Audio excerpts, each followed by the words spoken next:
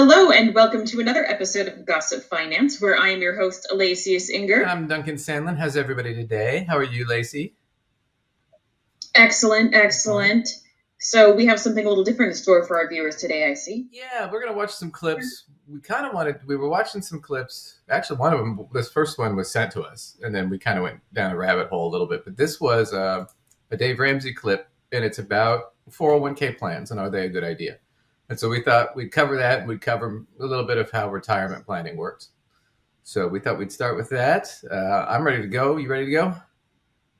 I'm ready. All right. Let's do this. So we're going to dive in with Dave Ramsey, talking about 401k plans with a caller. Here we go. Patrick is in Ohio. Hi, Patrick. Welcome to the Dave Ramsey Show. Sorry, let me speed this up. Good afternoon, Dave. How you doing this afternoon? Better than I deserve. What's up in your world? I need to ask you a simple question. I've worked at three companies, and they did have 401ks, but none of them had a match. And the people I've been into one, I was in one for a little bit, and then I got out of it. I didn't think it was doing real well. And some other coworkers said the same thing, and they dropped theirs. And I was just wondering if it's always a good thing to be in a company 401k that maybe doesn't match, or you don't feel that the performance is good. And my second question is government's always in our business, but what happens if the government offered some type of retirement where we were able to put something in tax-free, tax-deferred, and we had a guaranteed 4%? I know that's not, a 6 to a 12% that maybe after a historical return of, over years, but it always tucked away, it never lost, and would give people confidence to put something in because they would see it maybe always growing versus that it's up 1 month and down the next. Well, that doesn't Well, I don't know about that. Let's see what he exist unless you're talking about some kind of insurance. Right. I mean, today the government doesn't. Oh, he doesn't talk about it because he hates it. Basically, the guy's suggesting basically Social Security, except for he wants it to be tax-free. I was going to say, funny, I feel like we have a little something kind of like that. Right, and Social Security is different. So, like, a 401k is what's called a defined contribution. You put in a certain amount, but what you get out of it is kind of dependent on you and how you want to take it out, right? But how it grows, too, is also dependent on what the investments in the account do. The account in itself is just what holds the investments, right? It's like your checking account is not the money in the account. It's just the account, right? It's just the entity. So I'm sure he'll have to explain that. But the other thing about it is yeah, sometimes you have good years, sometimes you have bad years.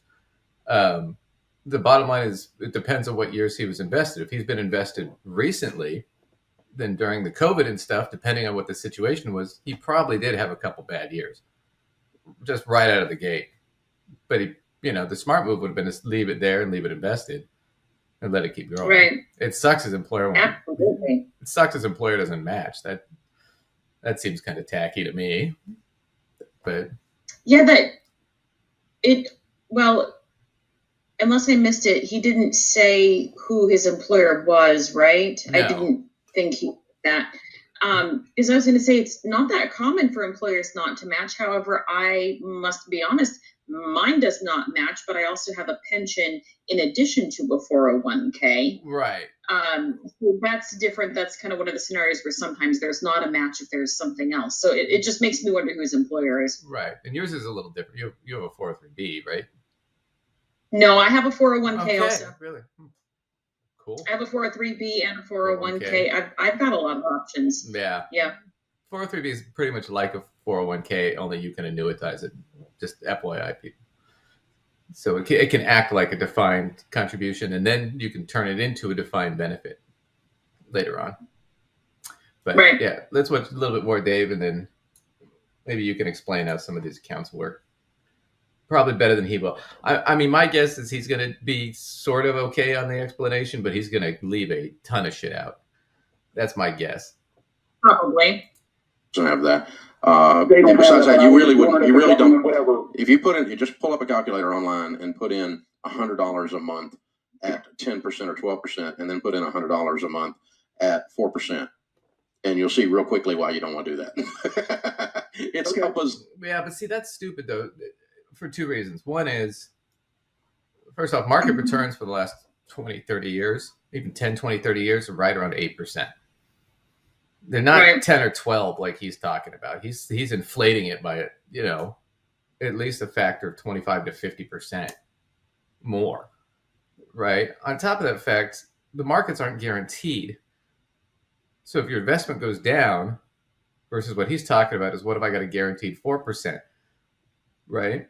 So what I would be talking about is, well, look, if the guaranteed number is what's really attractive to you, for a 4% guarantee that's tax-free, it's not tax-free when you pay it, but it's all the earnings on it are tax-free.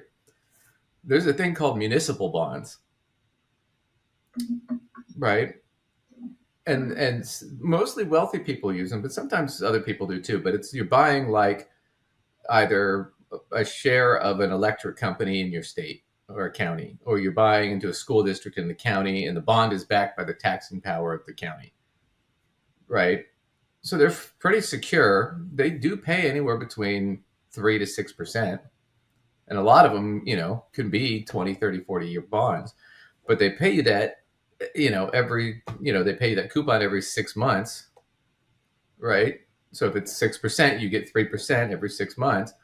And all that money is tax-free, as long as you buy one within the state you live in. If you buy one from a different state, Right. you have to pay state tax, but you don't have to pay federal tax. But yeah, I mean, so there are other options. Plus, once again, Social Security, you could invest in an annuity. You can do all kinds of things. It depends on what your situation is. So, but a 401k, if it's offered, it's usually a good idea to put some money in every month. Even without the matching, it is. But what's more important is how you invest it. So let's go into this real quick. So let's see what he says. But yeah, I love how he just skips right past, well, we have Social Security, which already kind of does that. $1 zillion difference. I mean, it's not 4 Right. times as much, it's 100 times as much. Because Not 100 times as much. I'll show you guys in a minute. Right, when you're I'm talking, with you. when you're talking about compound interest, it works on a curve. It does not work on a straight line. And so, in other words, 12% is not 3 times as much as 4%. It's more like 30 times as much. And so it blows your mind how much a few percentage points makes. So you would never take that low percentage. As far as the 401k goes, here's the thing to remember. The 401k itself is not an investment. It is how the investment is treated under Section 401k or Section 401 subsection K of the IRS code, meaning that you're allowed to have money taken out of your check and put into an investment pre-tax, and then it grows tax-free if it's a Roth 401k, tax-deferred if it's a regular 401k. Now, what's been underperforming is not the actual 401k. It's more like the coat that is keeping the investment warm. It's the investment inside the coat that sucked. If you had an underperforming 401k, what you really... Well, and a lot of those investments, there are other things about that. Why don't you talk about some of these things, about how these accounts work, and then we can talk about the investment stuff. Because he's missing some points. So you want me to pull up your deal here? Yes. Let's talk about the basics, first of all, of the different account options that we're just talking about W-2 workers here. We're not talking about the self-employed yet, because that gets into some different options, which we could do on a future episode. But right now, we're talking about W-2 earners. Okay. So I like to think about retirement savings in terms of separate buckets of money that I can save into. I'm a teacher and I'm a visual learner. So I think about bucket number 1 as being the 401k. Right. So the IRS will allow us to contribute up to $23,000 per year in any combination of traditional and Roth 401ks. Right. Now, this is a limit for 2024, and they change annually. So it's always worth kind of looking up around the beginning or end of a calendar year to see what's going to happen with these. Yeah, they go up. Now, what your total contributions are, yeah. Right, exactly. They kind of wiggle them up, what your total opportunity is here. Yeah. Now, also what's important to know is you're getting closer to retirement, you get the opportunity for what's called a catch-up contribution. And a catch-up contribution allows people, once they fall into the 50-plus category, to contribute more money. And you always have to check those limits too. So it's an extra $7,500 for the catch-up contribution currently. Right. So that's a lot. That's a lot of money as an opportunity here. Yeah. Now, bucket number 2 is a separate bucket. I view them as separate buckets because these are separate limits. So you could fill up bucket number 1, and if you still had money, you could go and start filling up bucket number 2. You can do it in any particular order, though. Right. Now, the second bucket is your IRA. It would be either a traditional or a Roth IRA. We'll talk a little bit about the differences between those in just a minute. Mm-hmm. So the IRS will allow you to contribute up to $7,000 per year in any combination of IRAs. And this total also gets a catch-up contribution of an extra $1,000 when you fall into the 50-plus category. And again, you have to check and see if these are inching up on an annual basis, because they often do. Yeah. Every once in a while they stay the same, but they usually inch up. Right. And just clarify, for some people, if you make above a certain amount of money, you cannot contribute to an IRA. That was just what I was about to say. Go for it. Full contributions are only allowed when you meet the IRS income guidelines. Those change annually, and they're based on your filing status.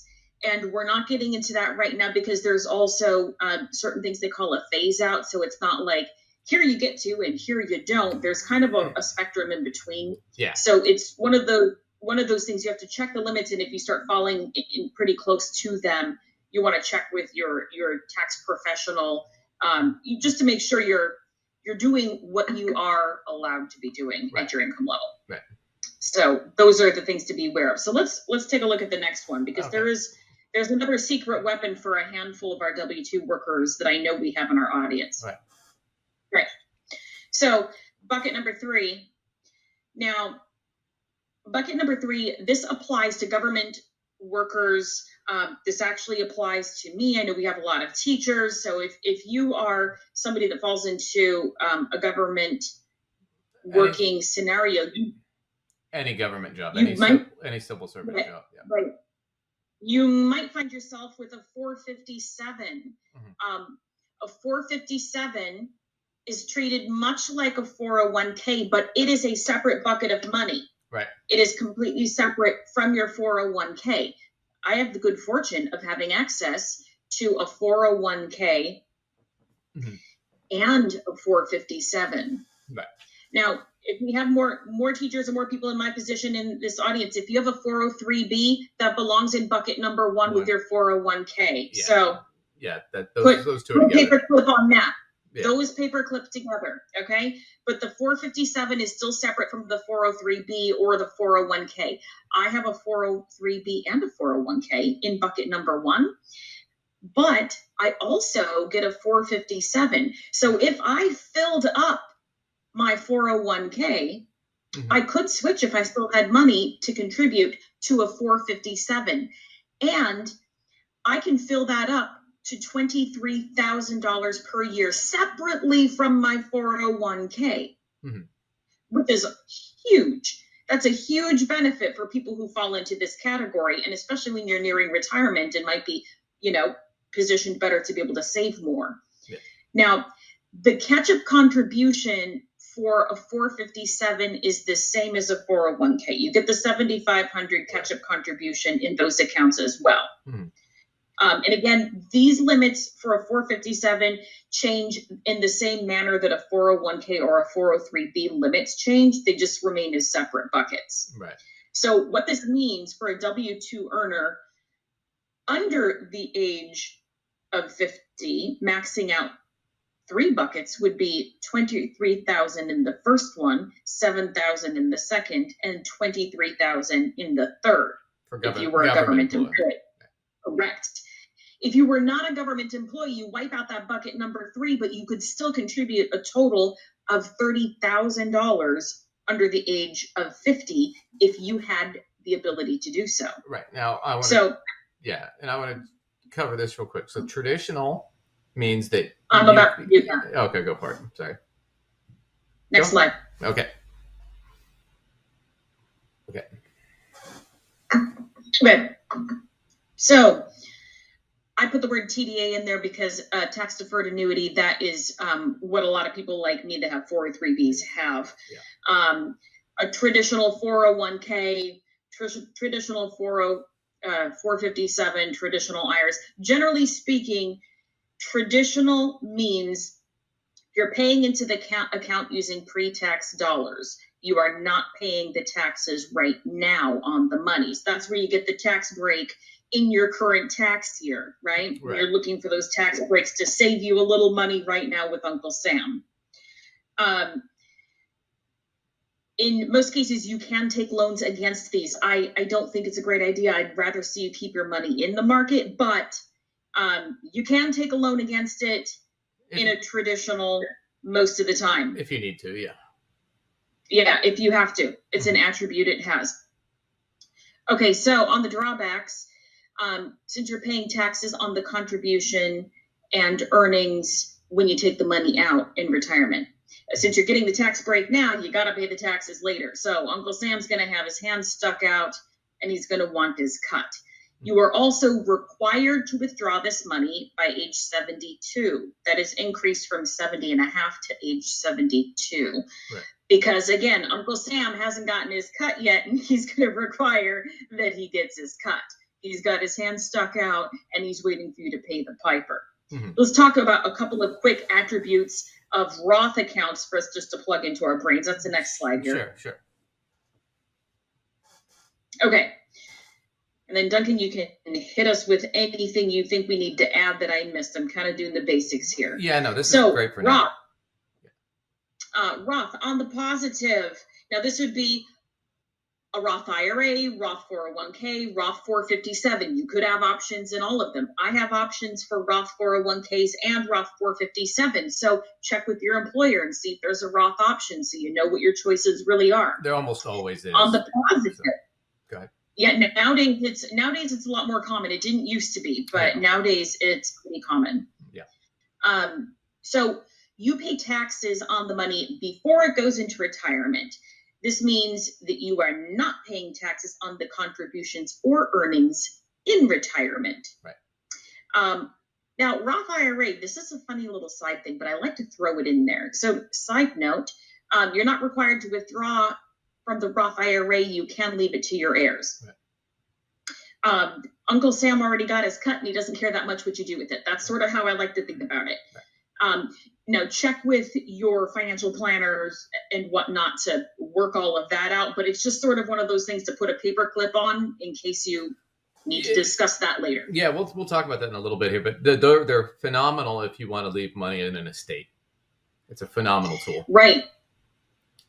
You might not be nearing that spot, but if you just know sort of file in the back of your brain somewhere that that's an attribute of a Roth IRA, then you can work that into your estate planning needs. Yeah. So on what we'll call the drawbacks, you do not get a tax benefit right now. This doesn't help you save money on your taxes in this moment because you're choosing to pay the taxes currently and get the tax break later, so to speak. So you change where you get the benefit there. And this is just another note for people who are concerned about loans. You can't really take a loan against it, but you can take an early distribution. Right. Again, that's one of those things to check up on potential penalties, and there are specialty rules for different accounts and how that works. Right. But again, put a paper clip on the idea that you could be subject to a 10% penalty if you take an early distribution. And that depends on some scenarios. Well, right. And furthermore, if you take a distribution within 5 years, there's an additional penalty. So if I open a Roth today and I take it and I'm under 59 and a half when I'm free to take whatever distributions I want, but if I'm under that age and I take one out today, so like my age, I take one out today, 5 years, I'm not going to be anywhere close to 59 and a half. But let's say I take money out 4 years from now, I'm going to pay that penalty plus an additional penalty for taking it out early. But let me add on to this. So the 5-year rule I find pretty fascinating, and we're not going to do a whole episode on the 5-year rule. Maybe someday we will, but not right now. We could do a whole That's thing. That's not today. But one funny thing about the 5-year rule is that if you have multiple Roth IRAs, it actually goes with whatever the first one was. Yeah. So if I opened one 10 years ago, so I've got one about 15 years old, but I'm not super happy with where it is. So I've been thinking I'm going to open one in this other place over here, Right. and get my money, slid over to the other one, then I'm not going to have to wait another 5 years. I've already had a Roth for Right. 5 years. Right. So I don't have to start that clock again. I already did it. But if you've never opened one, you need to be aware of the 5-year rule. Yeah. Perfect. So yeah, so the other, we'll get into some more about the Roth and how to do Roth conversions and things like that for estate planning, because it's a very different thing. Most people are, I mean, with a Roth, we'll also cover the difference between a Roth and a traditional, and what are the advantages and disadvantages of that for your retirement planning, because it gets confused a lot. We've covered it before where Dave thinks Roths are better, and they're really not. It just depends on the circumstance. But most of the time they're not. But we'll watch a little bit more of this and get into this, because he's going to talk about, so the investments within the account are what determine the growth of the account, right? So he's covered that. That's true. But what he's missing is a couple other components to that. You have as an underperforming investment in your 401k. Does that make sense? Sort of. And what do you mean by that? Like you okay, pretend like there's a cookie jar, and that's the investment with the cookies. The cookies in the cookie jar are either good or bad. The jar doesn't determine that. The jar is just where you park the cookies. That make sense? Yes. Yeah, so you could have peanut butter cookies, you could have sugar cookies, you could have chocolate chip cookies, and they could be good cookies or they could suck. But the jar didn't cause any of that to happen. The jar is just where you have them. The 401k is the jar. The investment is the cookies. So we basically, at the 3 places I worked at, they didn't really have the right investment. Or you didn't pick the right ones from the ones that they offered. Right. There was 4 on each one of them. No, there was 4. There was 4 general portfolios on each one of them, and you picked the wrong portfolio. But you probably could have gone even inside of those 4 portfolios, meaning they had a low risk, a medium risk, and a high risk, or something like that. And that high risk would have had a group of mutual funds in it that would have sounded a lot like what we tell you to do, and you would have done a lot better had you been in that versus the one you were in. And so what you're looking for is you're looking for mutual funds inside the 401k, whether there's a match or not. A match is helpful, obviously, because it's freaking free money. But you're looking for mutual funds inside the 401k that have a good long-term track record. And I personally, in my 401k or my business, do this, and I recommend that other people do the same thing, that you put it in 4 types of mutual funds: growth and income, aggressive growth, and international. And that's the cookies. Okay. So here's where I'm going to disagree with Dave a little bit. So here's how it works within a 401k.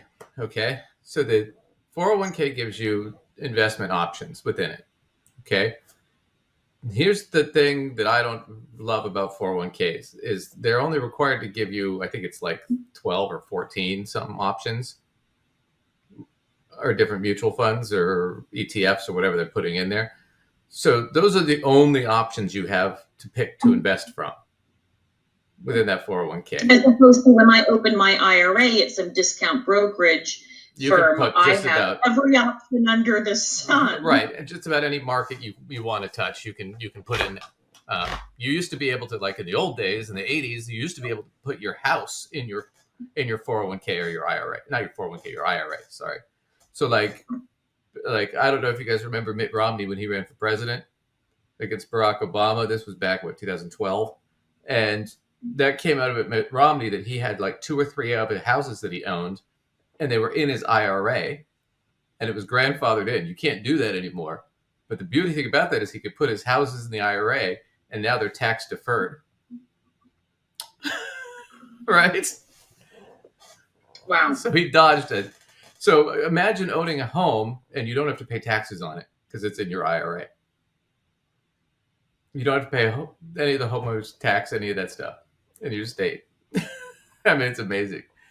But here's the deal. So he's going into this, okay, you have those options, and then typically what they'll do is they'll put together like a minimum of like 3 portfolios. One's going to be low risk, medium, and high risk, and those are going to be the 3.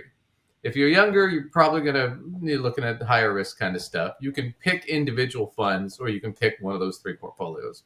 Most people pick one of those 3. You have to understand, though, since you only have these limited options with a 401k, most of it is based on U.S. market. almost entirely. They don't go very far beyond it. So if the market has a couple bad years, you're going to have bad years in your 401k. That's what Dave is missing. He's sitting there, oh, you picked the underperforming fund. Well, you didn't have a lot of options. And I bet you all the funds in there underperformed because the market underperformed. It's also possible, honestly, that it could have been a little of column A and a little of column B. It's possible that this person really didn't really even understand how to read the charts when they were picking, and maybe they picked kind of the worst of the worst, really. But also that it was a bad year where everything underperformed. So it's kind of hard to say without a little more information. Right. Well, it seems like what he did was he picked one of the portfolios. So you're younger, that's fine, because most people don't understand this stuff. And honestly, as a financial planner, if you come to me and ask me to invest your 401k, I'm going to sit there and go, well, you're not a client. If you're paying me, I might do it for you, but I'm doing it for free because I'm not managing that money. So I'm not getting paid to pick your investments for you, right? Even though I'm going to pick the lowest risk for the highest potential return based on those, whatever, 14 options I have, right? But one of those things where it's like, if you go to a financial advisor about it, we're not getting paid. So most of the time we're going to tell you to get lost. Because why am I working for free for you? You know, I got to eat too, man. You can't go to an attorney and go, well, can't you just do it pro bono? No, can't. Sorry. Not even your doctor does it pro bono. The other thing I think is funny is he talks about the difference between growth and value funds, right? And it talks about stocks and funds, but growth funds invest in what are called growth stocks. And growth stocks are basically stocks that we think are priced correctly in the market, but we think have a lot of earning potential, right? So they tend to have what's called a high PE ratio. And I can show you this real quick, just to give you guys a little taste when you're looking at these things, right? So let's look at some a growth stock that I know of. So let's look at Netflix. So Netflix is a pretty common growth stock. And that's running a little slow today. There we go. So Netflix is a pretty good growth stock. So Netflix has a high PE ratio right now. It's 48.34. What does that mean? It means the price per share of Netflix, right? So right now, so the price of Netflix is $485.31. That's one share of Netflix. Costs $485. Okay. But this price divided by the earnings per share, which is the earnings.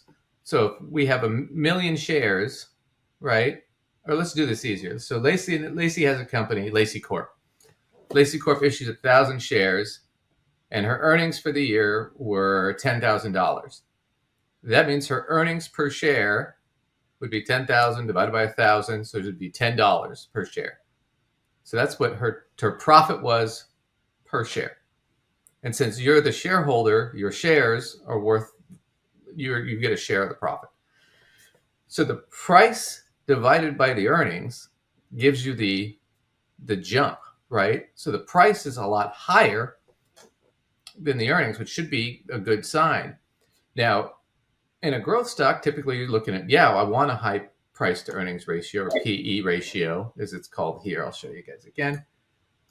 So this means that the price, and you have to compare this to other industries. So like Netflix is entertainment communications. So you'd look at what's the average PE ratio for entertainment and communications and see how they compare. And if they're high, you might sit there and go, oh, well, it looks like they have really good growth and earnings. You could also sit there and say, well, they're high, they might be overpriced. And this is what a value investor would typically think, right? Because a value investor would sit there and go, well, hey, 48 and the average is, say, 30. Then that means this price is way higher than it should be, right? Which means it might be too hot. And you could be looking at downturn going forward. So when a value investor is looking at not only when they do the breakdown of the books, just so you understand, growth investor is looking for steady earnings and growth in earnings. Value investors looking at that, but they're also looking at are the earnings really good, but it's cheap for what it should be. Because a value Right, investor, where like it looks like the price tag is looking a little low compared to what it should be. Like it's a little on sale. right? So in a value stock, it's going to be, well, hey, the earnings are really good, but it's lower on the PE ratio than it should be, right? Than the average should be, right? So a value investor is looking at that going, oh, well, this is underpriced, so I can get this cheap right now. And then when the market catches up and realizes it's underpriced, now all of a sudden I'm going to see all the gains up to here plus whatever the gains are above that. So I'm going to get all the in between. So I'm going to get a larger bump, right? So I'm going to show you this, guys, real quick. So this is dimensional funds. This is you have to be an advisor to invest with these guys. Individual people cannot invest with them. Sorry, guys. But they're run by Fama and French, who came up with the three structure pricing model. I forget what it is, but they have Fama, I know, has a Nobel Prize for it. But here's what they found with their investment strategy is historically value stocks have outperformed growth stocks, right, in the US, often by a striking amount. So they did the data back to 1927, and they found that on average, right, value stocks outperform growth stocks over the whole period of that time by an average of 4.4% a year. Now, if you go back in the last 10, 20 years, it's been about half and half. Sometimes where these yellow lines are, this is with where growth beats value. The green line is where value beats growth. So sometimes the growth stocks do better, sometimes the value stocks do better. But statistically, overall, even if we look at just the last 20 years, value stocks do better overall, just in return. Now, growth stocks also do well too, but it makes sense when you're putting a portfolio together to have a bit of both, because growth stocks tend to do really good in bad years or slow market years because those companies have solid earnings and people tend to dump more money into them because they're stable.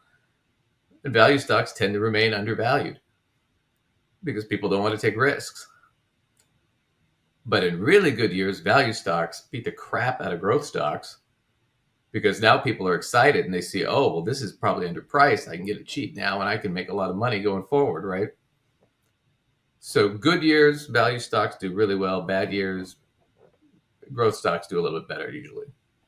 So it's nice to have both in your portfolio to diversify it out. Because if you're only in growth stocks and you have a couple good years, your growth stocks are not going to perform as well. And in bad years, they're not going to make up the difference. So right. For Dave to sit there and go just all in growth, it's like, I don't think Dave understands the difference between growth and value. So I just wanted to cover that real quick. But the other thing about it is, when you're looking at your retirement plan, there's a lot more to it than just, should I have a 401k? Yeah, you should have some savings, but you also have to factor your Social Security, your pension, all that stuff, right? I want to look at this. So this is the Money Guy Show. We've covered them before. And it looks like they've given up on their kissing Dave Ramsey's butt thing. Oh. Well, and I think what it is because Dave Ramsey's targeting lower income people. So he's more about selling products, right, and advertising. Right. As where the Money Guy Show guys, they have their own firm, and you have to have at least $500,000 to invest with them before they'll sign you up as a client. So they're used to upper middle class. So take that in mind when they're giving you retirement advice, who they're used to talking to. They're used to talking to people that are making over $150,000 a year. So we'll go through this and we'll criticize it a little bit, but I wish they would say this, but they never say it in this video. But we'll watch a few clips from this. Yeah, it would make things much more clear for the audience. So, Yeah. Remember, these guys jabber a lot, so we're going to skip around. Let's kind of move into the 50s, Bo. Okay. This is what I'm quickly approaching. The celebration or panic. Here's what I think is interesting on this is that I didn't bring this up in the 40s because I didn't want to be the downer of the situation. But he's talking about your age 50. So they're going to talk about retirement strategies when you're around 50. So let's skip ahead to their little chart deal here, because they drive me crazy. They just look. It's 2 minutes of them cash flow in your 50s, and you think about your kids. The idea is that we ultimately want our kids to fly out of the nest. We want them to be able to become self-sufficient human beings on their own. Well, in our 50s, maybe the first time that we're faced with this. How much do I help? How much do I not help? How do I help them get on their feet, but how do I not prop them up? When you have adult children, the goal is to get them to the level where they don't have any economic outpatient care as soon as possible. Because one of the things that can be absolutely detrimental to your retirement well-being is your kids never actually getting out of the house. Yeah, I mean, this is one of those. I was having a conversation with my daughter, and she was kind of rebuking something I wanted to do for her. And I said, look, I said, don't, you're fighting me over the wrong things. I said, if you want to do me right in the long term, I said, don't be part of that horrible statistic. Because I said, everybody gets focused on the first time you're a millionaire, 80% of these people are first generation. The only way that possibly could be true. And that's actually not true. It's not. 80% of millionaires are not first generation. Not in the sense if you factor in inflation. Right? Because if you look at let's say like Dave Ramsey's a great example. He'll tell you about, my father was never a millionaire. And my father only made $27,000 a year when I was growing up in 1972. Well, $27,000 a year in 1972 is the equivalent of like $180,000 today. So no, your father wasn't a fucking millionaire by that day's standards. So that's a lie. The other thing about it is when you're talking about kids, why is it that a lot of kids are living at home now? Could it be because wages have been stagnant for the last 30-something years? And they just finally started to grow in the last, year and a half, 2 years? And the cost of living in every single way has gone up. Everything from prices of milk to gasoline, any transportation costs, housing costs, whether you rent or buy, all of it. Yeah. Yeah. So let's look at this. I'm going to show you this article real quick, because I think they're missing kind of the bigger point here. Yeah. So half of young adults are still living with their parents, according to this survey that they did, right? So the nest is not getting empty. Nearly half of all young adults are living with their parents. About 45% of people from ages 18 to 29 are living at home. This was Bloomberg. And it was the thing that Bloomberg noted is this is roughly the same level as it was in the 1940s. What was going on in the 1940s? We were just getting out of the Great Depression. And then we were World War II. So people were not doing real well financially. So what does that tell you? This is an economic situation. This is not your kids are lazy kind of thing. Not in some cases, but not in most of these cases. And most young people in that age bracket are not excited to be living with their parents. Yeah. I mean, of course, culturally dependent in some scenarios, living at home is common longer, but for the most part, once you hit a certain age, you're kind of eager to be out there on your own, Right. So the thing they did was this. So just to give you an example, what they pointed out in this article, which I thought was the most important. According to the survey, the main reason for returning home was to save money, and many saying they can't afford to live on their own. The median national rent now is $2,052 per month. So we'll just say $2,000, right? So let's say you're making median income, which is $55,000 a year. After tax, that leaves you $3,600 a month. That means after you pay your rent, you've got $1,600. All right, let's pause right there, Duncan. So for those of you who have watched our budgeting episode, if not, we'll link it below here and you can check it out. But in the budgeting strategy we talk about, 50% of your income is the absolute top that you should be spending on fixed expenses, and rent is not the only fixed expense that you have. So in the scenario Duncan has just laid out in front of you, which is really common, really common scenario, it's pretty average. That is well over 50%. Yeah. Just jump with the roof over your head. Yeah. So let's see.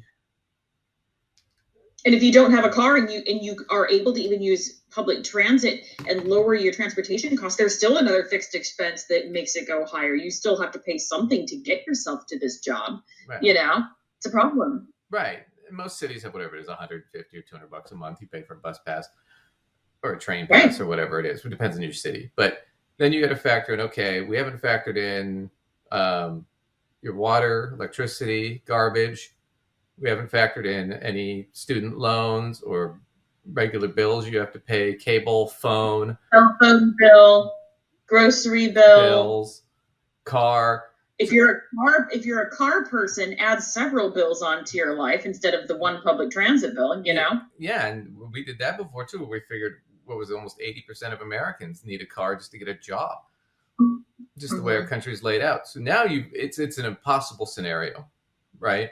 And this is the median rent versus the median income. Right? So we're not like fudging the numbers here. We're being as generous as possible. So to sit there, a lot of it is just they're doing that, but a lot of these kids are not. I mean, you know, the difficulty they've been talking about mostly is not just what did they say? So young adults are embracing their choice. 40% reporting feeling happy to be living at home. 33% said they felt smart for making the choice to live with family. 87% of people in this survey said people shouldn't be judged for living at home. Why? Because that's sort of the situation. And if you've ever lived in a place like Hawaii or New York or in other countries like Puerto Rico or Mexico, it's not uncommon to have 3 generations living in the same house. Right, because the economies of those particular places always, well, I shouldn't use absolutes, but are mostly lending to that need anyway. Right. You know, even when it's not an economic downturn, but then you take into account some of the economic difficulties we've had on a broader scale in recent years, and you absolutely see numbers like this. Yeah, and so the thing about that is that they're saying it can deter your retirement. It can if you're letting your children take advantage. Or you're giving your children money all the time or something like that. That's when it can be a problem. On the other side of the coin, I know clients that, you know, mom and dad retire and move in with them, or they work something out together because now rent is feasible, right? Because if you're splitting rent between 2 people or 3 people, now it's a little bit easier to get by. Listen, I'm sure plenty of people are going to want to throw some darts at me here. Thank goodness I'm behind a screen right now. But listen, if you're moving in with your parents to save some money, help your parents save some money too. Throw them a little money so they can save some money, and they're already saving you some money. You can have cheaper rent. They can save a little more money. It can be a win-win. And parents, don't be afraid to say, yes, I'm so happy to help you out, but you're going to also have to help me out too, because you're going to have to contribute. There's nothing wrong with it. They're adults. Yeah. So let's think of our situation. Your median income, you've got your $3,600 in take home. You can't afford $2,000 a month in rent. So you work at a deal where it's like, okay, well, I'll stay at home and I'll pay whatever $800 a month in rent. And I'll figure out my own food and meals. Right. Now you've just saved a ton of money and your parents are getting an extra $800 a month. Right. It's a win-win. Yeah. It has the possibility of being a win-win, but you have to work it out.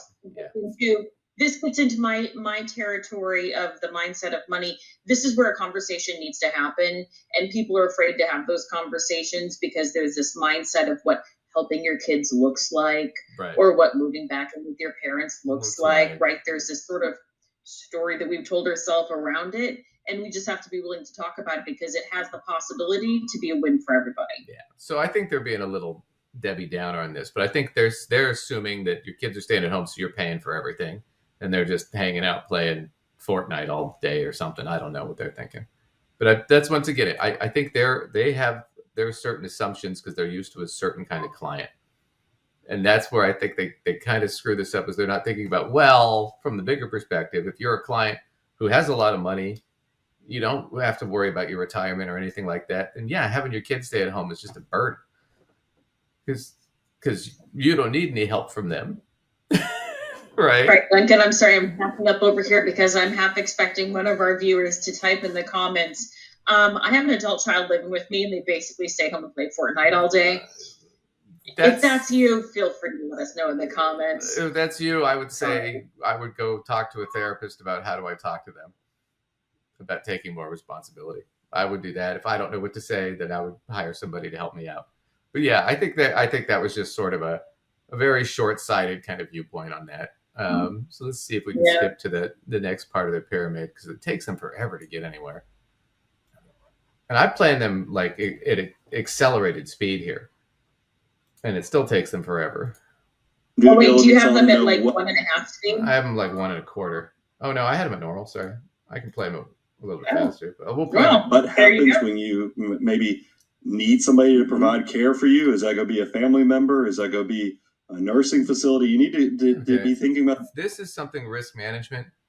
What he's talking about is that's a combination of savings. Mostly when we talk about risk management and financial advising, we're talking about insurance.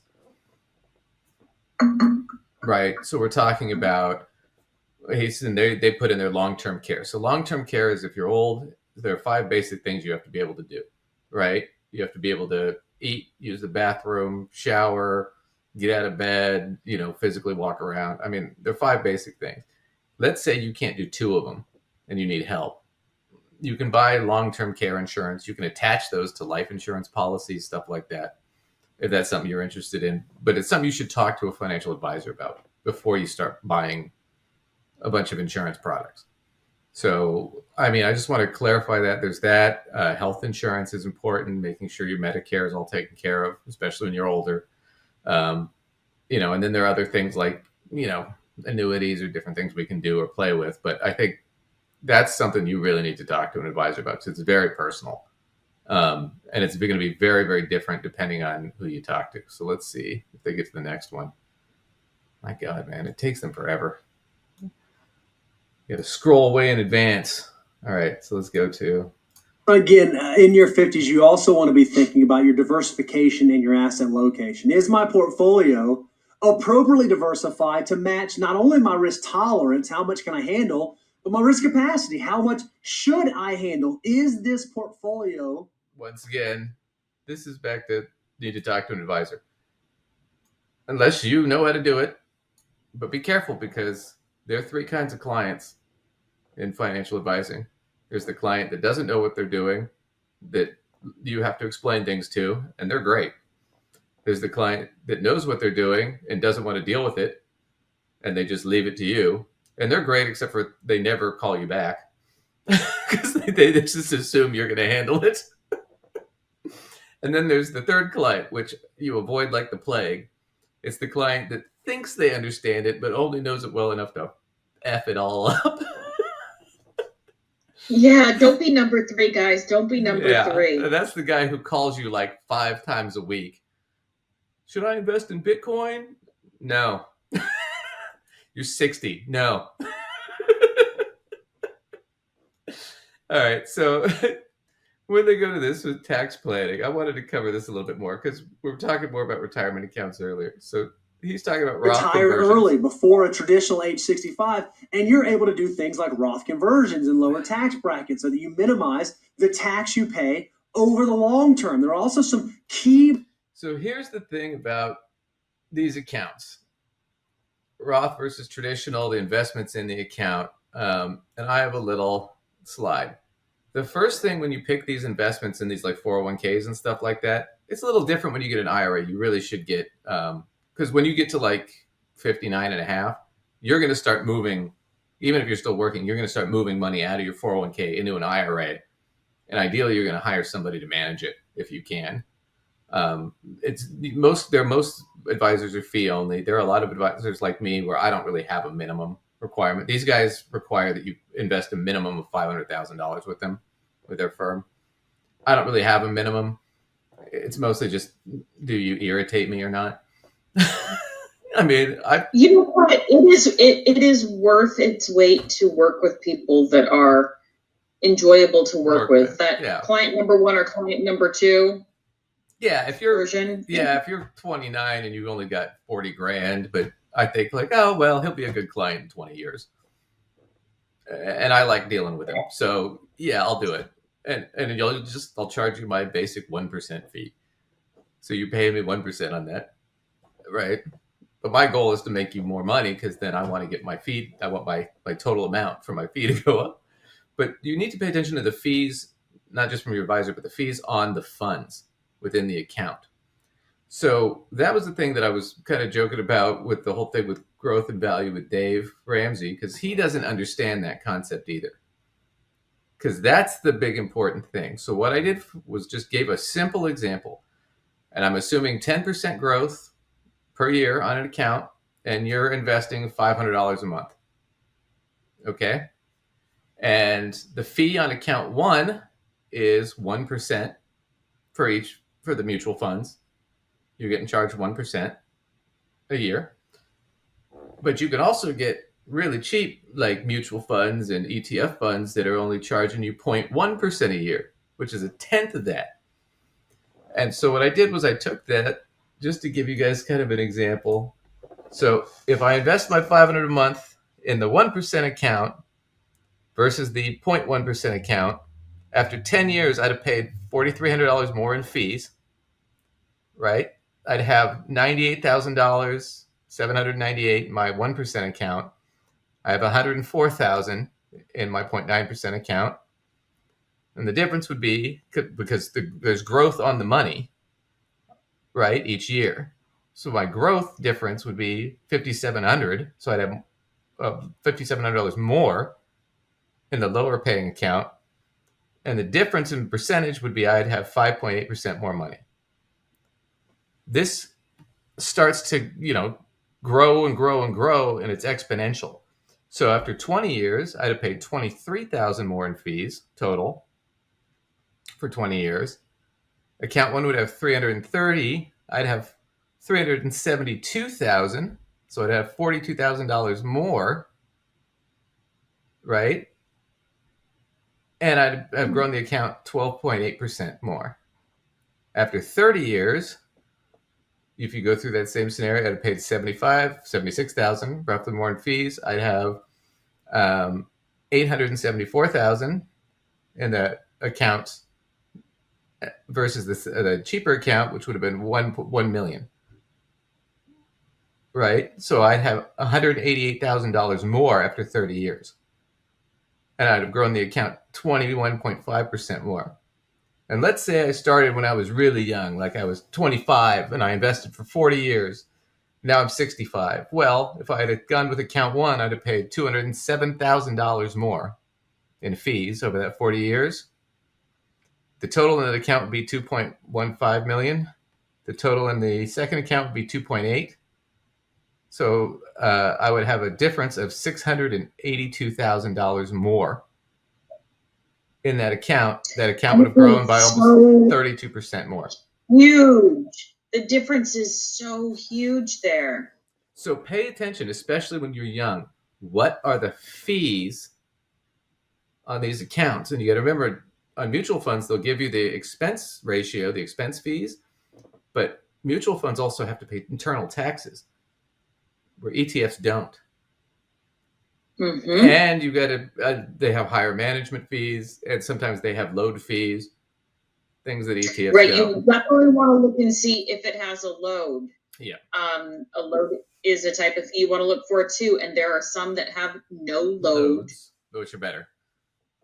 Which are way better if you can get into something with no load, because you know what? I got put into something that had a front end load, and I started off 5% down with my money, and I didn't know. I was in my 20s, just got out of college. I didn't know, and I didn't realize this person took 5% of my money away from me before I even put anything in. Right. So like if you have actively managed sort of mutual fund, which a lot of them are, most of them are, versus an ETF, which is passively managed, which means the guy puts the money in and maybe rebalances it once a year. As where a mutual fund, they're making trades intraday, right? So you're paying a higher fee for that in the mutual fund because somebody's got to be doing that every day. But you're paying higher taxes because they're realizing the gains that year. And then they have to pay the taxes first before they can pay you out. So you're paying more in those accounts. So if you could get something that's cheaper, they basically have the same diversification, the same investments for the most part. This fluctuates a little bit, but they're pretty much, close to close. They're apples to apples, but you're paying a lot less for this one than you are for this. It's like Lacey buys the car and she gets the 1% loan rate, and I buy the same car at the 3% loan rate. It's going to cost me a lot more to pay off the car. It's the same concept.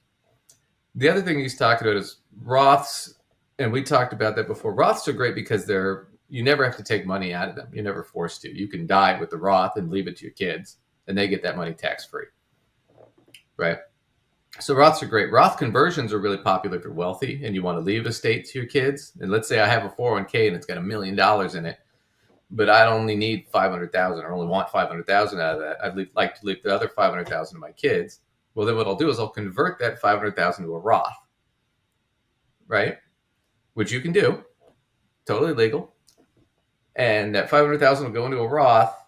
And what'll end up happening is that'll continue to grow until I die. And then when I die, it goes directly to my kids and it skips probate and everything because they're direct beneficiaries.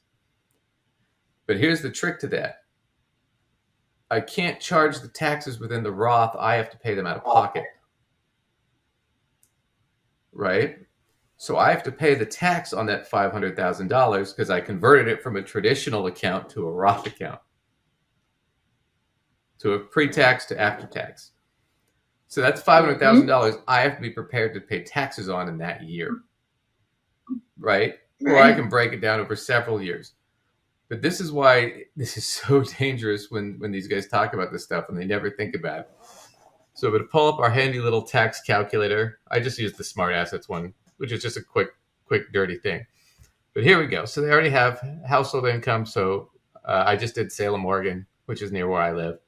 Medium household income, about 50,000, right? I just picked somebody who's single. Okay. So your total taxes, well, federal and FICA, and then your total state tax. Let me zoom this in a little bit so you guys can see it better. All right, here we go. So my total tax was here. So, not all that, just that one line. Right, so I paid 22.9% in tax as my effective tax rate. So on my 50,000, I paid $11,600 in tax. That's state and federal and FICA, which is Social Security and Medicare. Okay, but let's say I took and did a Roth conversion, and I moved my $100,000 from my traditional to a Roth. So we're going to add a 1. So now I actually made $150,000 for the year. So now what's my tax bill total? Wait, I got to hit enter. There we go. Now I paid 33% in tax. I paid $49,900. I only made 50. The other 100 was a conversion. So now I'm screwed. This is why I always get kind of tweaked with these guys. Is it's like they never clarify. They're talking to people that have a lot of assets and money. Right. So I can say there is a family member I have that in the years before they retired, they were doing these conversions, but they were very, very specifically working with their CPA to be very deliberate in how much they were converting at any given point in time, because you have to be very careful. As you just saw via that calculator, those numbers can get you quite the tax bill very quickly. So, this is not one size fits all advice. Oh yeah, do a conversion. They're great. Okay, they can be, but you have to be very deliberate and you have to work with your tax professional to help you make sure you do something you're capable of paying the taxes on. Right. So that's one of the things. So when you talk about these accounts and how they work, and you talk about retirement planning, be careful, because when you watch a lot of this advice, it's not cookie cutter. It doesn't apply directly to everybody. So like I gave my example of somebody with a median income. If they'd have watched this and said, oh, well, I can do a Roth conversion, they said I should do that, and then they do it, now all of a sudden your entire income is going to taxes, and that money's now in a Roth. And you can withdraw it from the Roth, but now that's, then now 50,000 is gone out of your retirement savings just to cover your expenses. So just be careful on these sorts of things, just so you understand. They're going to do one quick thing on estates, and then we'll move on to some fun stuff. So that you don't accidentally trip over a tax tripwire that you don't want to trip over. And that leads to estate planning, which this is one, kind of as a carryover from the 40s, and the fact that you're getting complicated at this point. I don't want you to overlook it, because you're going to need time to process, because this is going to be the decade where you're likely going to see words like revocable trust, healthcare directives. You're going to need to have some pretty big discussions with loved ones on what this means for the future. Asset titling. I mean, there's huge mistakes I see people make where a parent will just slap them on an account statement, or just go down and add them to the deed of the real estate. These are mistakes. You need to actually have a plan. Don't be in a reactionary standpoint where you're playing defense, where when you find out you maybe get a health thing that's scary. Yeah, that's just general planning stuff. But the whole thing about, I wish they'd have gone into this, because this is really useful to know. What is a revocable trust? Exactly, they don't explain it. Now, it makes a lot of sense for certain people. For certain people, it doesn't. Like, for example, I'm an only child, right? And, for my mother's situation, I mean, I'm next of kin. It's just a simple will. At the end of the day, it's like 3 pages, and it basically sums it down to my kid gets everything. And if he's dead, then distribute it to the rest of my family. I don't care. Right. That's basically it. But there's not much to it. Now, if you had a lot of assets and money, and you were trying to make donations to money, or you had situations where, let's say, I don't trust one of my kids. Like, I have 2 kids, but I have one kid that is a total flake. And I'm like, well, I don't want to give him, or her, whatever it is, $400,000, $500,000, but they're just going to blow it and be stupid. So you can set up a trust. And the way a trust works is there's basically 3 people involved. Really only need 2, but there's usually 3. There's you, the owner of the trust, right? There's the trustee. That's the person who manages the trust. They pay the taxes on it and all that stuff. Trusts are separate entities. They pay their own tax, right? Then there is usually the financial advisor running the trust, and they handle the investments in the trust, if there are investments. Sometimes it's property, right? Like you put a car in a trust or something. Now, a revocable trust means that you can change the beneficiaries. You can reverse it at any point. Okay, the negative to that is you still have to pay tax on all that money. The other neat thing is there's something called an irrevocable trust, right? So one is revocable, which means you can revoke it and change it. Irrevocable means you can't revoke it unless you get like a court order. So if I make an irrevocable trust and I put Lacey as the beneficiary of the trust, and she can have the money when I die or whenever 10 years from now, it doesn't matter what I say in the trust. I can basically write whatever I want. I could say Lacey has to climb Mount Everest before she can touch this money. But now all that money is off my estate and off my taxes. Everything it earns is separate from me.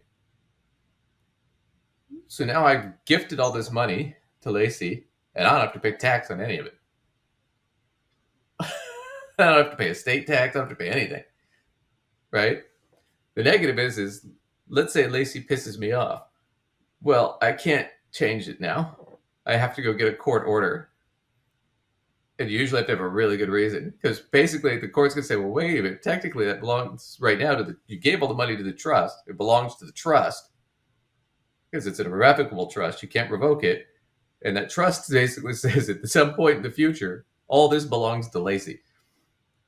So sorry, Duncan, you can sit and spin. Don't let the door hit you on the way out. So it's important to understand kind of what that is. But trusts are very, very useful, especially when you get older, and you want to give money to other people, right? Or you're trying to protect assets or things like that, or you're worried about, what happens if so-and-so dies first or whatnot. How do we want to distribute things? So, but trusts, these are something you should really talk to an advisor or talk to a lawyer about, And as far as titles and things like that and writing other stuff, really, once again, talk to an advisor, talk to a lawyer, either or. But yeah, estate stuff, you usually want to talk to either an estate lawyer or a financial advisor who does estates, because they get really tricky. But those are the important things to understand about retirement and retirement accounts, just sort of in general. I did want to cover real quick the difference between the traditional and the Roth, because this gets confused. Where, like, I know Dave Ramsey will say this, that the Roth is actually better than the traditional. It makes more money because it's tax-free at the end, right? As where with the traditional, you have to pay taxes when you withdraw that money, right? This is actually not correct. And it's just, it's a simple misunderstanding of the math. And so I want you to understand, if you're investing in a Roth and you're investing in a traditional, all things being equal, right? Same investments, same amount of money, whether it's a Roth or a traditional, as long as your tax bracket doesn't change throughout your whole life, you're paying the exact same, you're getting the exact same out of it. You're paying different amounts in tax, but you're getting the exact same at the end. And I'll show you real quick how that works. So this is traditional versus Roth. And I just used 20% tax example. So I put $10,000 into a traditional. I don't pay the tax on it now because it's pre-tax money, right? So I have the $10,000 left over to invest because I paid no taxes on it, and I do 9 years at 8%, so it doubles roughly. And so now I have $20,000 in that account. Now, when I withdraw that $20,000 9 years later, and it's taxed when I withdraw it, I'm going to pay about $4,000 in taxes, 20% of 20. So I'm going to have $16,000 left to spend in that account after tax. In a Roth, I put $10,000 in a Roth, same tax bracket for this whole time period. I pay taxes on it now. So I pay 20% now. That's $2,000 in taxes. $8,000 is what I have to invest after I pay my $2,000 in tax. So after 9 years, the money doubles, and I have $16,000. But I don't pay any tax when I withdraw it, so I still have $16,000 to spend. So at the end of it, I still have the same amount. The difference is if I'm paying, if I think I'm going to be paying less taxes when I withdraw that money because I'll be retired and I won't be working, then a traditional is better to go with, because I would rather not pay the higher tax bracket now and pay the lower tax bracket later when I'm retired and withdrawing the money. If let's say I'm really young and I think I'm going to be in a really high tax bracket later on, then might as well pay the low tax bracket now and put that money in. And then when I withdraw that money and I'm in a much higher tax bracket, I don't have to pay that. So that's the basic strategies behind the Roth and the traditional. But I think people confuse them. I mean, one isn't necessarily better than the other. Traditional is typically the one most people go with because they're typically going to retire and make less money and be in a lower tax bracket. So it makes more sense to pay the lower taxes. So there's also an element of personal preference too. Well, when do you prefer to be, dealing with this? Because if everything is going to roughly stay the same, do you want to, like, if you anticipate your tax bracket being similar, then it doesn't do you matter. Want to deal with it now, or do you want to deal with it later? Yeah. I'm very much a deal with it now kind of person. I prefer Roths because I want to just front load all that sort of stuff and not have to deal with tax man later. But understand what that actually means before you make a decision. Right. But yeah, I mean, but in the reverse case of Lacey, where all of a sudden she's retired and now she's in a much lower tax bracket, she'd have ended up paying a lot more and be getting less out of her return. But that's the risk she's taking with that investment, as opposed to if I'm in a situation where I'm doing a traditional and then I end up being in a much lower or much higher tax bracket later on because I don't know, I win the lottery or something. Well, now I got to pay more taxes on that money, so I lost the total, right? So it could go either way, but the thing is it's what do you anticipate? And I will tell you, 9 times out of 10, probably more than that, you're going to go from a higher tax bracket to a lower one in retirement because you're not going to be working as much or at all. So that's just things to think about going forward. But like I said, all things being equal, you're going to get the same amount either way you spend it. We're back. So we're gonna have one more clip just for fun. So this is the Joe Rogan Experience, and he's talking to this guy who's an ex-military guy who I guess owns a coffee company now or something, some small coffee company. And they're going to talk about how wokeness is a big problem and leftism, and how this is what creates the far right is lefties being lefties. Just kind of a double-edged sword. But for you to have that money, okay, what are you going to do? You going to take it from them? Who's going to take it from them? The government? The armed people? What are you doing? Because that's the only way he's going to give it up. It's the only way. That's the only way you get to enforce people redistributing wealth evenly across everybody, including people that have done nothing. Mm-hmm. And now you're going to get a lot of angry people, and you're going to get a lot of resentment. You know what pops out of something like that? Those ideas. Far right ideologies, super far right. That's the rebound to this radical leftism. Steve Bannon was talking about that. And he was talking about Trump. Like the people that are afraid of Trump, they're like, he's a moderate. He's a moderate in this movement. I love that. This is so stupid already. So people that talk about higher taxes and redistribution of wealth, that's what creates fascists. The far right, the extreme far right. It's these extreme people on the left that say we want higher taxes on the rich. What does that do? That creates fascism and authoritarianism. And Trump is the moderate, even though he's running around talking about, I'm going to be a dictator and I'm going to go after everybody, whoever went after me. What's his new thing?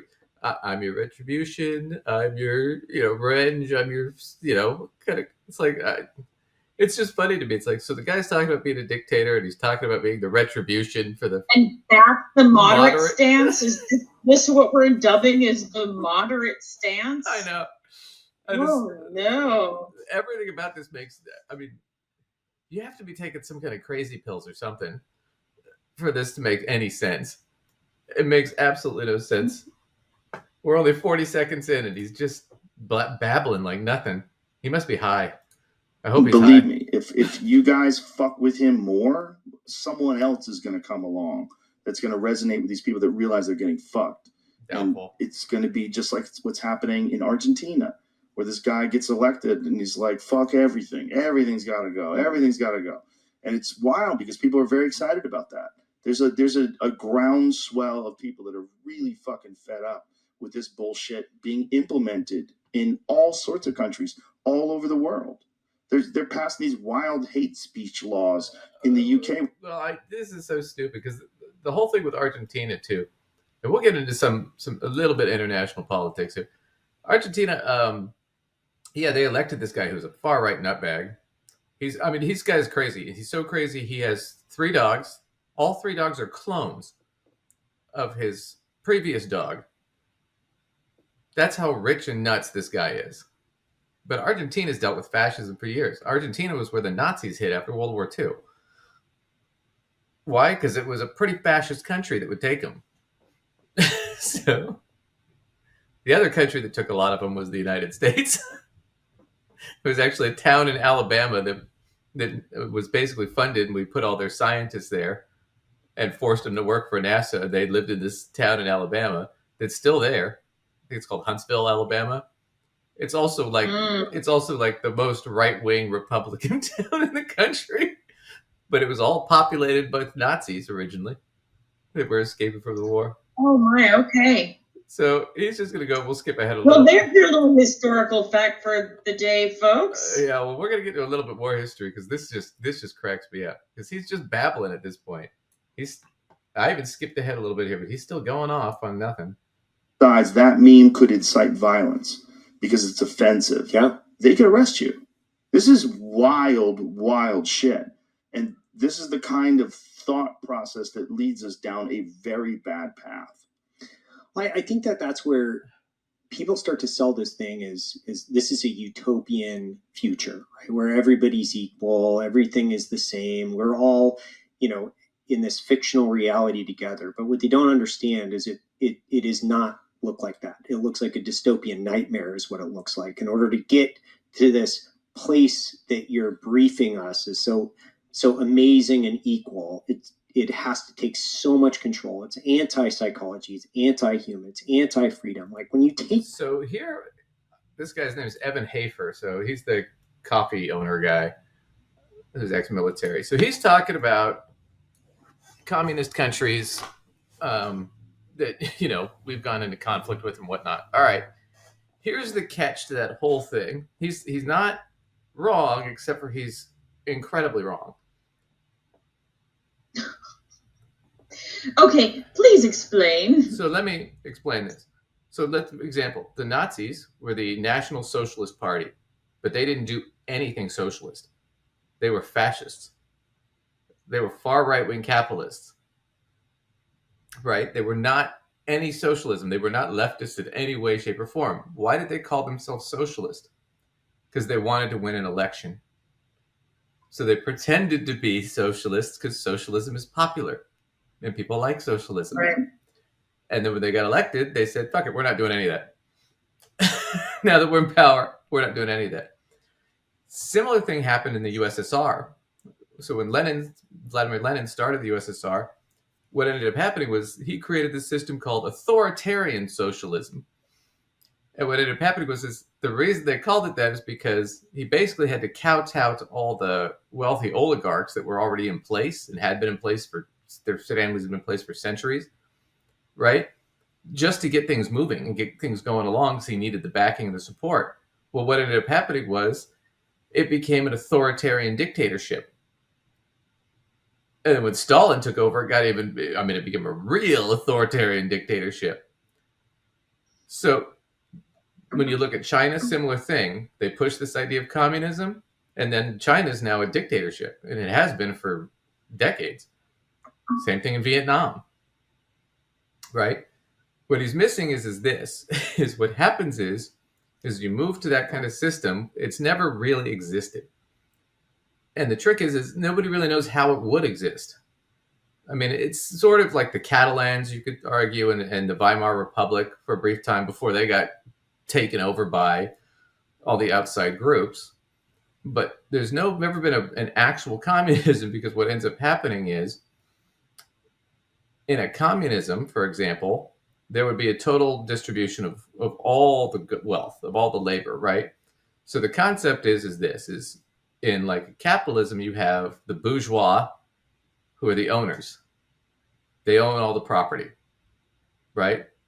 Like our capitalism, with the billionaires, those guys that own everything. Mm-hmm. And they make their money by owning stuff.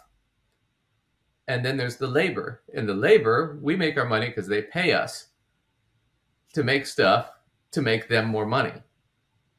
To make stuff and do stuff. Right.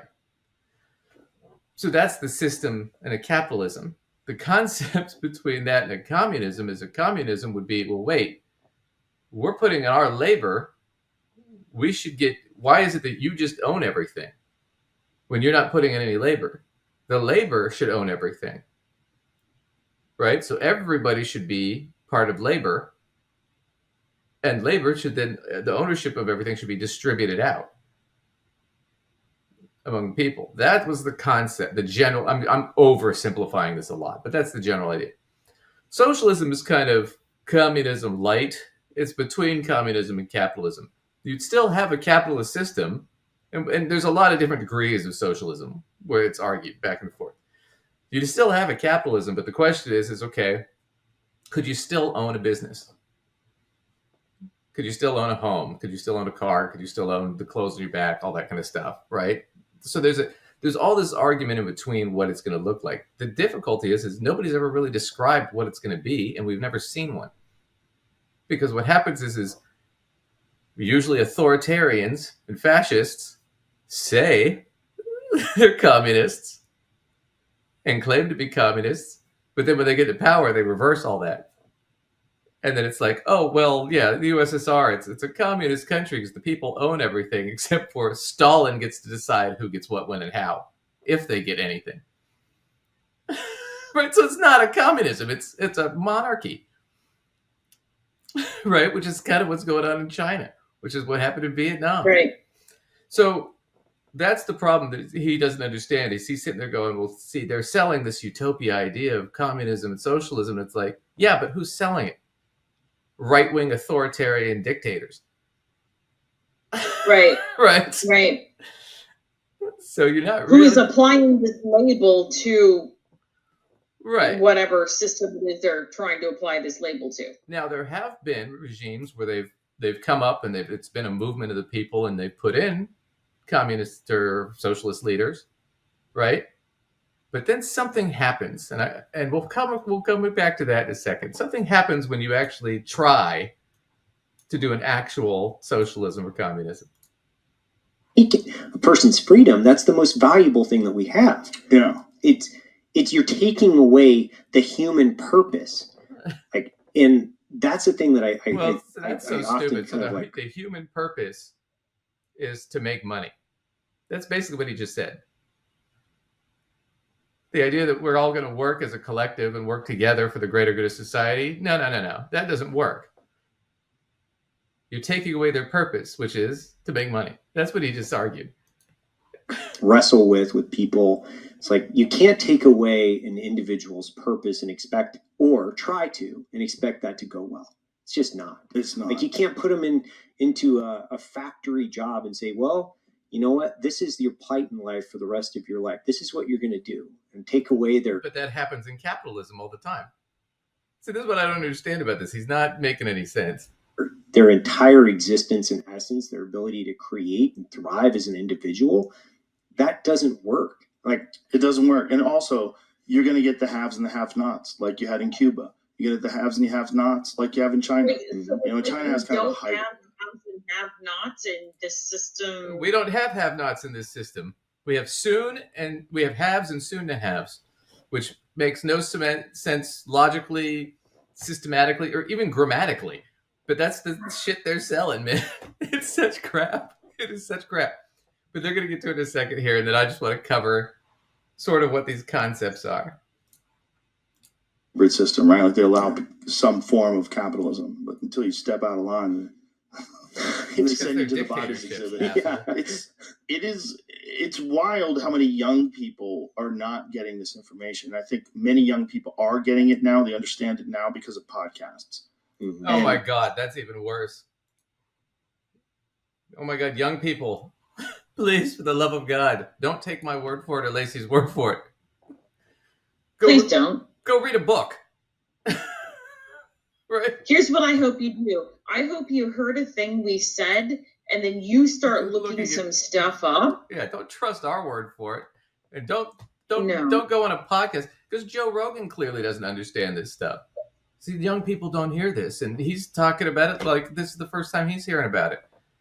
I'm sure it is. I'm sure he doesn't even know I'm sure if we asked him what a communism was, he couldn't define it. And he's not gonna, because it sounds like a great idea when you define it. But they're outnumbered by the people that are just the zombies that are buying into this shit wholesale. All right, come on, speed it up. And they're out there. And they're out there with these very strong opinions that are not very well researched at all, a lack of understanding of human nature, and also a lack of understanding of all the forces that have led them to this particular ideology in the first place. That we are, as a culture, being manipulated. Mm-hmm. We're being manipulated. And it's moving us further. Well, that's actually a true statement. And you're being manipulated right now, Joe. It's amazing to me about this. Further and further away from just sanity, just pure sanity. It's the foundations of Western logic, right? Yeah. They're trying to poison the roots of Western logic by Yes. completely rewriting what we would call the history of the world and the progression around physics and math. And you name the thing that's under assault, it's under Yeah. assault today. Wait, and you guys are part of the party that denies climate change, that denies the theory of evolution. Isn't this amazing? Oh my goodness. I mean, talk about projection. So here, real quick. Communism, that's the concept. You have the bourgeois and the proletariat. The proletariat is the labor, the bourgeois owns property. Okay? And then you've got like, it's changed over time. All right, so like you have like the petty bourgeois, which would be like somebody like me, where I am a laborer, but I do own some property. Right? A business property. And then you'd have what probably Lacey would be more as with her business, because it's an intellectual business, she'd be the aristocratic proletariat, because she's not physical labor, but she does work, but it's all intellectual. Right? So you have those like in betweens, but the bottom line is it really comes down to, do you own shit and make money off of it, and that's how you make your money, or do you make your money because you're getting paid for your labor?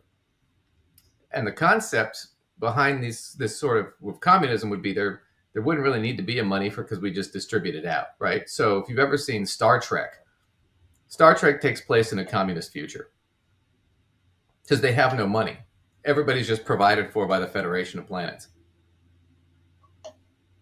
And they still have nice shit because there's enough resources and they plan it.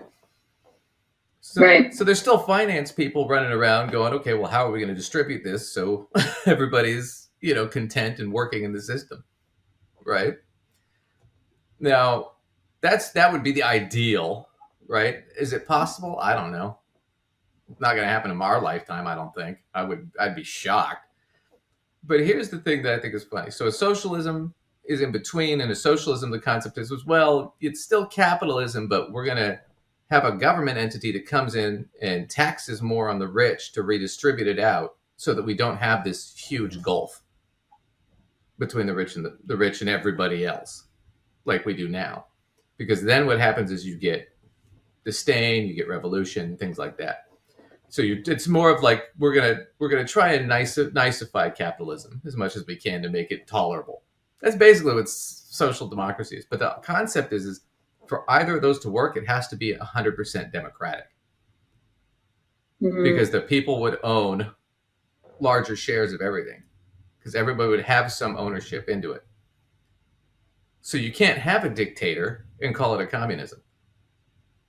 It has to be wholly democratic. You could have a representative democracy, but it still has to be a democracy. Right? Now, what ended up happening in history, because this guy's going to get into this in a second, where he talks about kind of the wars on communism, right, and on socialism. I'm going to give you kind of a brief history. So after World War II, the USSR, right, was the first communist country, even though they were a dictatorship. It was under Stalin. And we started to get into conflict with them because they got an atomic bomb right after we did. And so then there was that big arms race and that big scare between us and them. So that's kind of what kicks it off, right? Well, let's go into some of the history here. So the Truman Doctrine, so Truman was president, the idea was to contain communism so it wouldn't be a threat on the United States. This later turned into McCarthyism, and then it turned into before that, even a huge Christian movement, because Stalin was an atheist.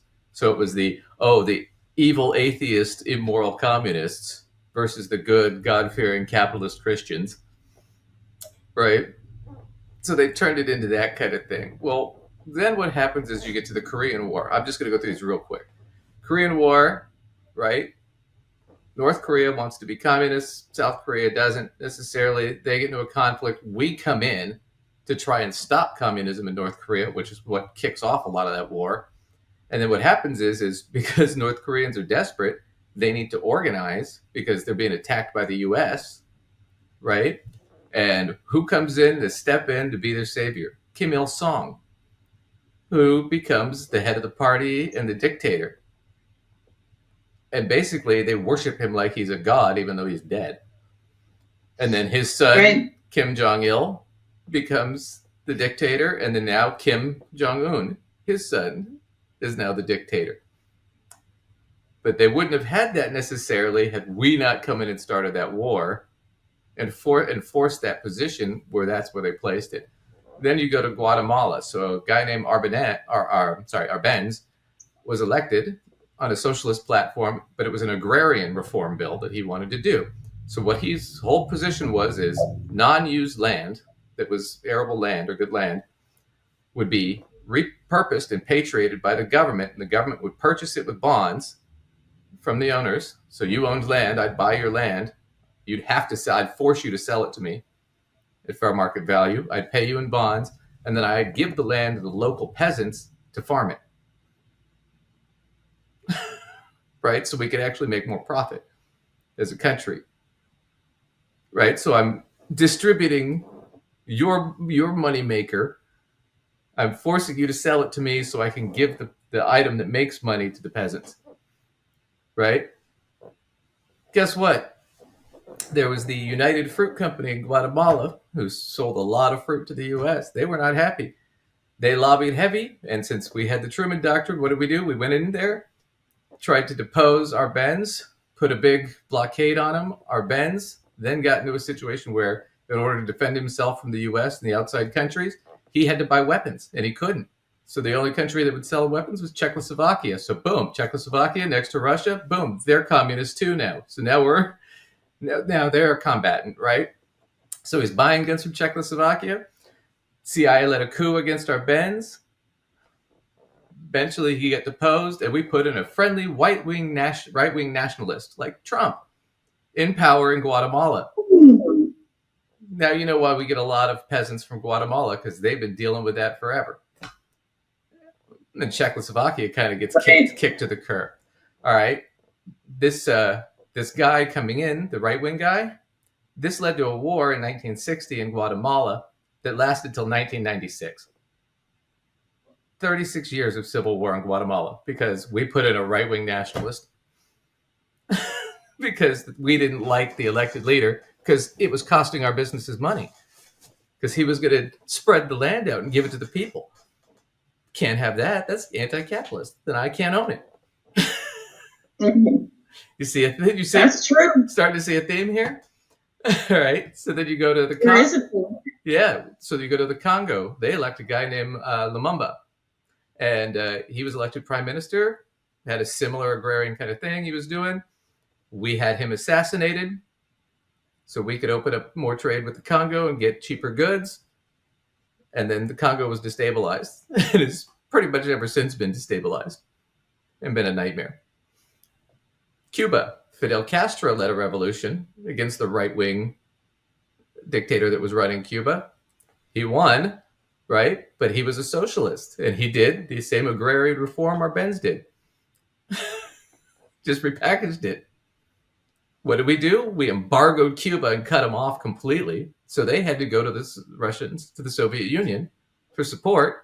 That led to the Bay of Pigs, where we killed whatever it was, 40,000 something Cuban exiles trying to flee Cuba. And then, of course, the Russians said, well, hey, we want to put missiles in Cuba, which led to the Cuban Missile Crisis, which almost ended all life on Earth. Why? Because I like life on Earth. I'm a big fan. Well, sorry. I mean, Cuba used to be like a luxury resort kind of island where all the rich people used to go play back in the day. And then when Castro took over, we cut him off because we could no longer make money in a socialist regime. We'd have to kick more money back to the people. We couldn't take advantage of them as cheap labor. So we had to set an example. Dominican Republic, pretty much the same thing. We put an anti-communist dictator in named Trujillo. He was assassinated. This caused fighting. We invaded and installed a right-wing U.S. sympathetic government because the people wanted to be socialist. They've had nothing but conflict ever since. Vietnam, the big one that everybody remembers, that was 10 years. We lost 58,000 soldiers. Why? Because the Vietnamese, most of them, the North Vietnamese especially, wanted to be in a communist government. And what ended up happening is they turned to a horrible dictator in order to win that war. So you see a theme here is money interest becomes a big problem when you socialize it, because now I can't make as much money. Right. So now what do? I lobby the government to go in and do this. So what happens is you get this whole demonization of communists and socialists are all evil. And every time one of those tries to pop up, you got to slap it down quick. Otherwise, the people might start to think, wow, maybe we could have a better life. Look what's going on in Cuba. And that's why, like right now, because they couldn't do that and stop it in Norway or Sweden or France or England or any of those countries because they were our allies in NATO. Now that those countries have gone more socialist, they hate that when you bring that up. You notice how they're not bringing up Sweden or Norway when he's talking about socialism. And those people have much higher rates on the happiness index, much lower income inequality, much better lifestyles. They have less poverty, less crime. So you notice how they're missing the whole point here, which is there's a theme where if you're a capitalist and you're greedy and you want to own stuff, you have to have labor that's stupid that'll be happy to take whatever small paycheck you give them. Right? And if anybody anywhere tries to sit there and go, well, no, we want to redistribute the wealth through the government of the people, you got to slap that shit down quick. Watch them prove my point. And I think because I saw benefits an from it. hour You just have to look around. 54. Yeah, but remember we talked for a little bit before. So. Oh, I Who see. benefits Okay. from it? Okay. Oh, yeah, our foes. That's who benefits from this. And not much has changed. If you think, what 2,500 years ago, we'll say Socrates was put to death for corrupting the youth, I think is what it was. And I'm like trying to recall it, but he was out there on the street arguing and debating with people, talking about ideas, and the Athenians were like, we got to get... Okay, first off, I'm going to skip ahead a little bit, but Socrates was put to death because he doubted the existence of the gods. That's why he was put to death, according to Plato. Deems information as a threat. We should probably be looking at that information and then really trying to like have an open discussion about it. That's the beauty of America, like freedom of speech. Yes, it is the beauty of America. But it's also why they're trying to crack down on the internet. Right. The internet has been the biggest force. Right, it needed a country of Iraq because of weapons of mass destruction. Yes, It didn't exist. Yeah, right. Not one person went to jail. We spent more time trying to connect this fiction around Russian collusion for 2 years than we did investigating why there was a massive information operation internally to the United States that said there was weapons of mass destruction in Iraq. Not one person went to jail. Not one person stepped in front of Congress and had depositions around why did you say that there was weapons of mass destruction when there wasn't? Not one person. But we spent how many trillions of dollars on this war? And how many people died? Yeah. How many innocent Iraqis died? Well, the long-term effects are coming back, and then also the government doesn't want to pay for that bill as well. So, yeah, they were trying to deny Gulf War syndrome. Remember that? When they were using depleted uranium rounds? Mm-hmm. So these people were all getting radiation poisoning, and their children were born deformed, and they were having these massive problems, and they were trying to deny it because they didn't want to pay for it. They don't want to pay for it. They don't want to write the check. They do when it directly benefits what I would say is the military-industrial complex and these wars of occupation. I don't want to make it sound like I'm anti. I think there's a difference. But I see that's the thing that catches me. So they start off talking about distribution of wealth and oh my gosh, if they redistribute it, who's going to and people are going to revolt and blah, blah, blah. And now they're talking about, wait a minute, we did all these horrible things in these wars. Well, now we don't want to pay for it. Now our government doesn't want to pay for it. Well, wait a second. Didn't you just argue that we shouldn't have to do that? Because that's our wealth going to other countries. It just amazes me. I want to see if I can find this. So here's another Rogan clip on this is the Majority Report. So we're going to skip to that. But here's where the same conversation, and they talk a little bit more about this, but it gets into let's attack the leftists. Let's go into the more aggressive stuff that I talked about before. And I didn't even get into Afghanistan, where we funded the Mujahideen to fight the communists, and the Mujahideen formed Al-Qaeda. So most of the terrorism was because us trying to stop communism with these senseless wars that we've gone into. A lot of them for treasure. Right? And then they're bitching about it. It just amazes me. So let's see. Let's go. And they publish. They don't just publish. They produce Joe Rogan's show. By produce, I mean they pay for it. Let me go into this. A culty aspect to that thing. And here's a question: do you think we're doing the same thing overseas? Are we doing the same sort of social media campaigns? Ooh. We must be. I asked Mike Baker, and he fucking gave me the runaround. I think here's my honest. Everybody that starts a conversation by saying, "Here's my honest opinion." But my assessment in this is, I think that we have forfeited portions of foreign service to the left in the context of wokeism, politically correct, like the act of maintaining your sovereignty in the context of military and then economically is not politically correct. You can't broker in that rhetoric and then implement a strategic long-term goals and objectives that are going to meet and exceed what we have to do to maintain America and ultimately America's power overseas. If you believe in it, you just can't, because it's not politically correct. If you believe that all nations are created, equal and all political ideologies are equal, that's just wrong. It's not.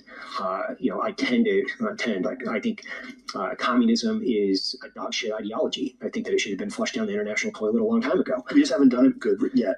Yeah, we're gonna figure it out this time, Evan. Yeah, and You're so close-minded. You can't dabble in it. Like, right. It's so dangerous to start dabbling in these things because it's a failed ideology.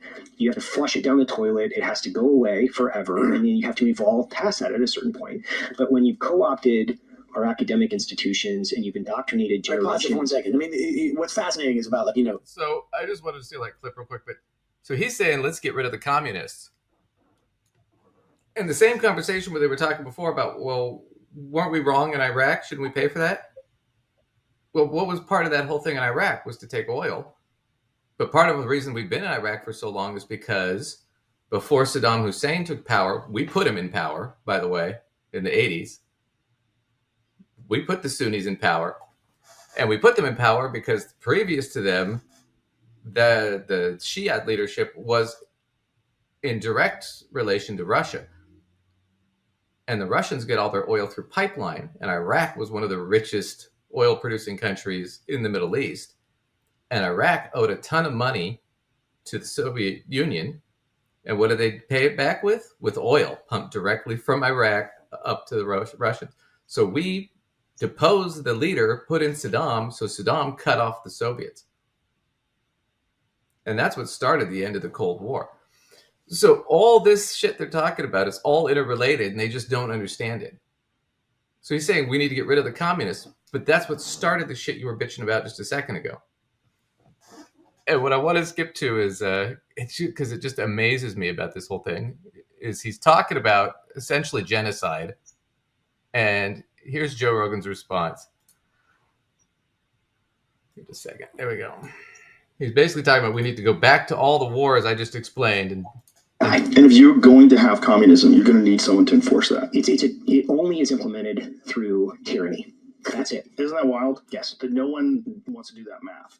They don't want to get to the 10th problem. Right. They want to stop at problem number 7 and go, well, it's really important that we share wealth, and that the economic disparity is wrong, and we should all have money from the state and equal money, and we should all share, and billionaires shouldn't exist. And okay, how do you make that happen? Right. How do you take the money from the billionaires? Who do you give it to? Who gets to decide who gets what? Do we vote on where the money goes? What about those people that are? We should just say he is now complaining about things like taxation. And Sam's right. He's complaining about taxation. So that's the irony to that whole clip, to everything I was just doing before, which is the whole point of the war on communism was we don't want to distribute the wealth to the masses. We want to keep it in the hands of the elites. And here's Joe Rogan, a guy who got paid $100 million to do this show. The guy's got $100 million. And what does he bitch about? Yeah, we need to slap down communism because if they redistribute it, I mean, who decides? And and I'd have to pay more taxes. I'm like, dude, you just proved the point. And that guy's talking about mass genocide, and where does Joe go? Exactly, let's do it. That way I don't have to pay more taxes, and we can keep the workers oppressed and keep making me money. So now you kind of know the theory behind all that, the thought process. So when you sit there and go, well, this guy's a socialist or that guy's a socialist, it's all just pre-baked prejudice that this country's paid And billionaires and multimillionaires like Joe paid lots and lots of money into propaganda and advertising to get you to believe that they're somehow evil, when they don't even really understand the concepts. They don't care. They just know it costs them money. Money that you're going to get. Man, those guys just drive me crazy. I feel like they just talk themselves in circles. Like, they give me a headache, honestly, because they just talk in circles as far as I'm concerned. Right. And they just go around and around and around and hope that you don't notice that they're making. Yeah, it's cool. Oh, go ahead. I feel like they're banking on the idea that they talk themselves in so damn many circles that nobody's staying for the whole thing, and they're just going to extract one tiny little piece and like agree with them or something. Right. I think a lot of it too is that most people don't understand these concepts, because you notice how they never define what communism is. They never explain it to the audience. They never do what we do, where we're telling you this is what we're going to explain. Then we explain it, and then we reiterate what we explained and what our point was. Right. For them, they just sort of talk around. They're not trying to teach people and empower people to think for themselves. What they're really trying to do is they're trying to sell a particular perspective that benefits them. Right. They're trying to spin it in a way that it comes back to what is my personal interest. Right. And that's a lot of what it is in politics, and people don't seem to get that, which is it's not about altruism altogether. There are people that are, I got to tell you, if you're labor, I mean, I'm not saying there aren't altruistic people, there are, but for the most part, if you're somebody who's like labor, you're middle class, upper middle class, even lower class, this is important to sit there and go, well, wait a minute, why are there billionaires?